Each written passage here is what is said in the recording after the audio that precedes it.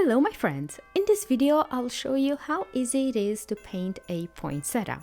So let's pick up the brushes and let's begin. I already have my sketch done.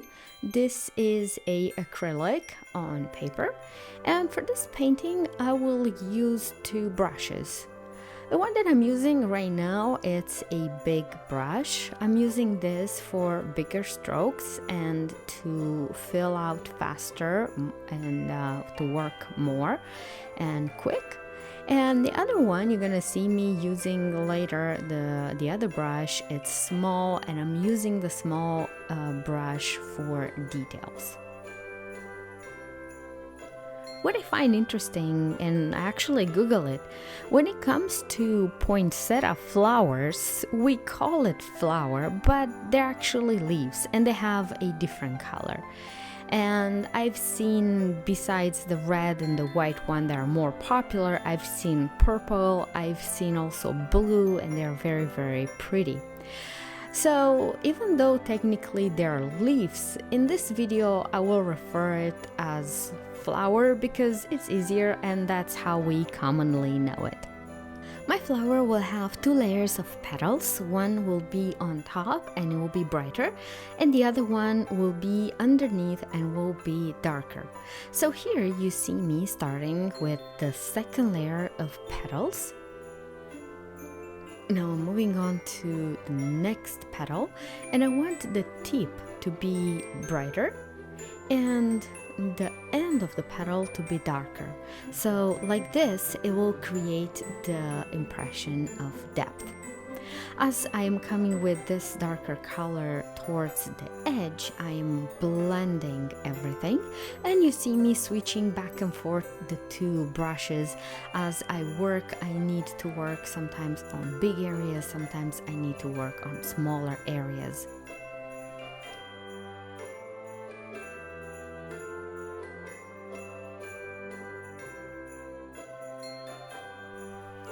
It's time to move on to the next petal, and for this I'm using a mix of yellow, red and green, and of course a lot of white. Just a tiny bit of color, but mostly white, and when I'm blending it gives me this kind of grayish look. Now for the tip and for the end where I want the color to be darker, I'm adding just a tiny drop of black. And of course, blend everything. As I mentioned before, this is acrylic and is on paper, and I don't have a lot of time to blend. That's why my key here, my strongest point will be speed and working fast, because my color is drying very, very quickly. But if on your project you're choosing to work with a different type of color, such as oils, then it will give you more time to work and more time to blend, and that will be great. And now my biggest petal, and for this I'm using, of course, the big brush, and you can see here how my color has green and red into it. And as I am working with it, the colors are blending, creating this beautiful gray. First I'm working on the edges, and I'll fill the darkest area, and as I'm going up I mix everything to create a blending. I add more black and mix everything.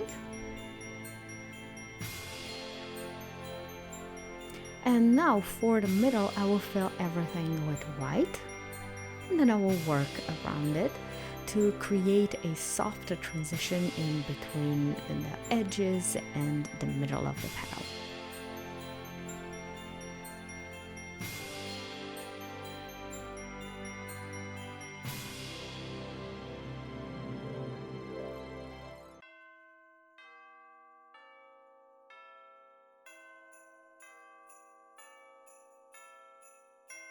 Okay, moving on to the next petal, I'm repeating the same steps that I did before. First, I apply a darker color on the edges and a brighter color in the middle, and then I blend everything together. This particular petal, it's mostly underneath. I see only a part of it. That's why it's gonna have a lot of shadow cast on it.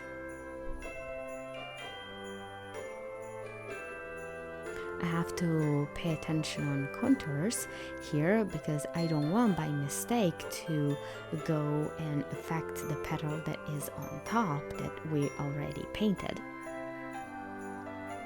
Okay, and this will be my final petal, and here I have to pay again a lot of attention not to cover with color the petals that I did before. That's why here I'm gonna use mostly my smaller brush,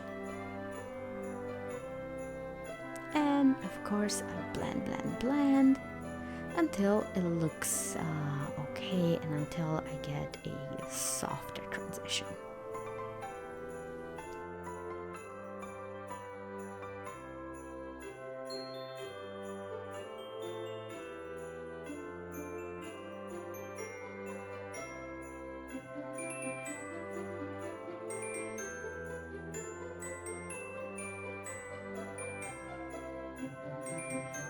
Now I'm applying a layer of white everywhere because I want the color to be brighter than what it is. I believe it's a little too dark. And I will start with the petals that are on top. It's just applying a uniform layer of white. And then I will move on and I will do the other layer that is underneath. Okay, now I'm moving on to the next layer. It's just applying white everywhere. I could use for this one the other brush, but this brush gives me more control, so I work with a small brush.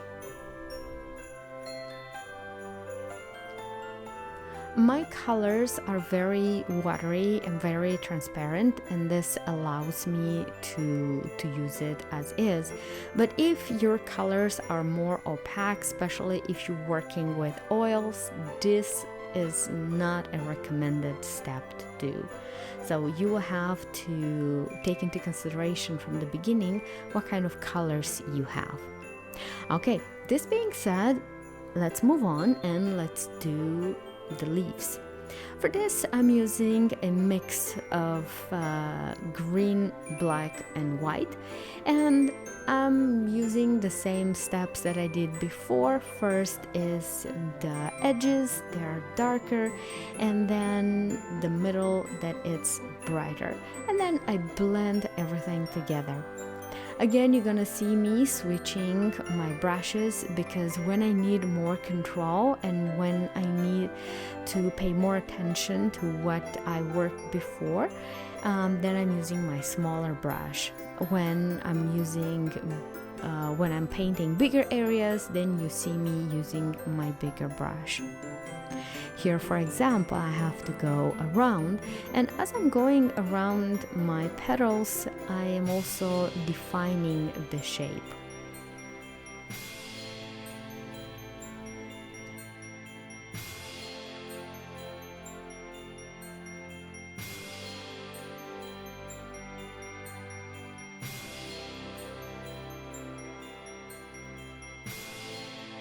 I've loaded my brush with a brighter green, and I'll put a little accent on each of the leaves that I did before, and of course a little blending. Right, now I'm back to my leaf, and I put a darker color at the end and then some white and blend everything together so it looks pretty.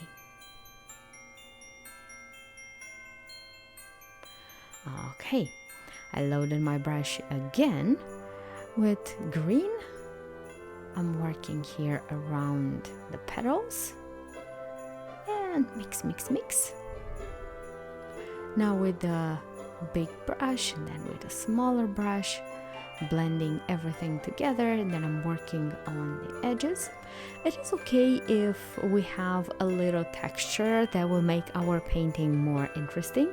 So when it comes to blending here, it's a matter of taste. There are some people that like a more blended look, some people like it more rough. So I'll leave that on you. Now I'm applying a layer of green on each leaf. I'm doing the same thing that I did with white. I'm just applying a uniform layer everywhere. And like this, my leaves will look brighter.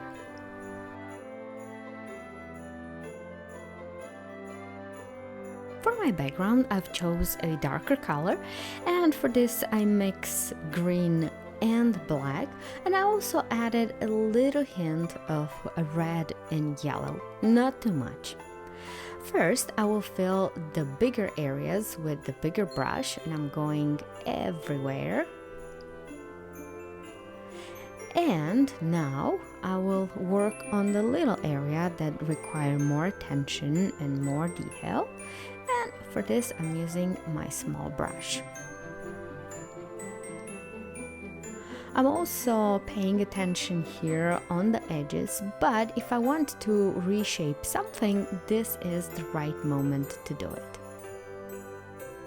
I like to load my brushes with a lot of color, and I don't know if you can see here, but I put a lot of paste on my brush. That's because I prefer to work sometimes in opaque layers, and this is what I'm doing. I'm applying color generously.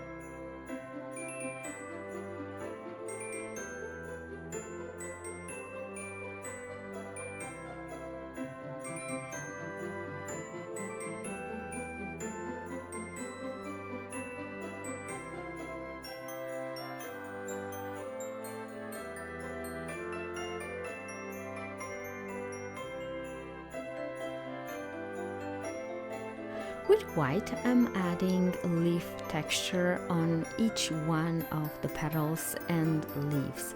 For this, first I'm going to draw a straight line in the middle, and then some oblique line on each side to make it look more like leaves. On the first layer of petals, it's not very obvious, but as I'm working on, you'll be able to see it more, and that is the effect that I'm going for.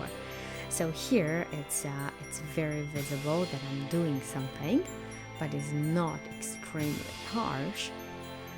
Okay, now the big one.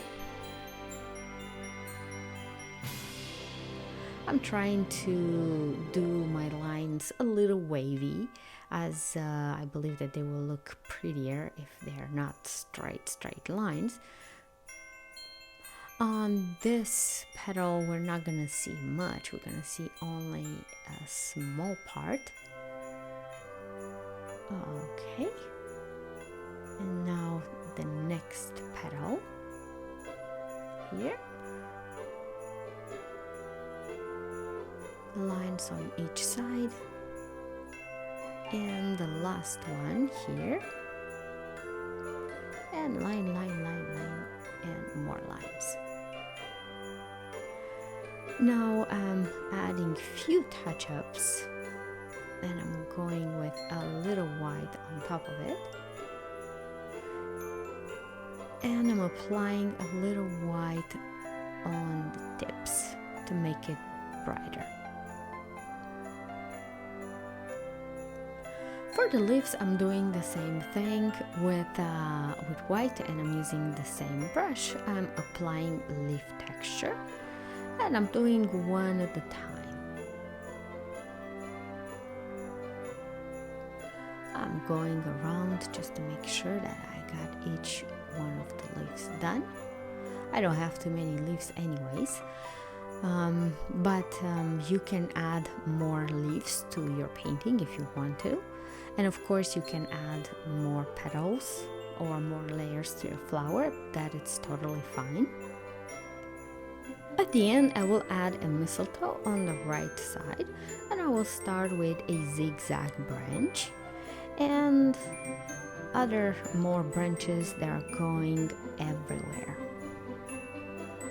You can totally skip this step, or you can add 2 mistletoes or even more mistletoes, and it will become more festive and more decorative.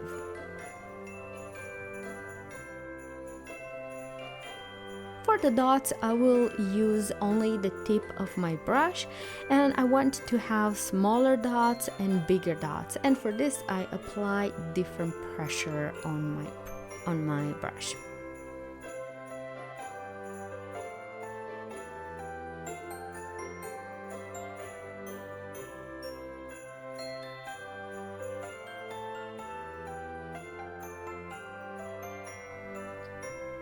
Several dots in the middle, and there you have it. This is my mistletoe painting. I hope you like it, and see you next time with another fun project. Bye bye.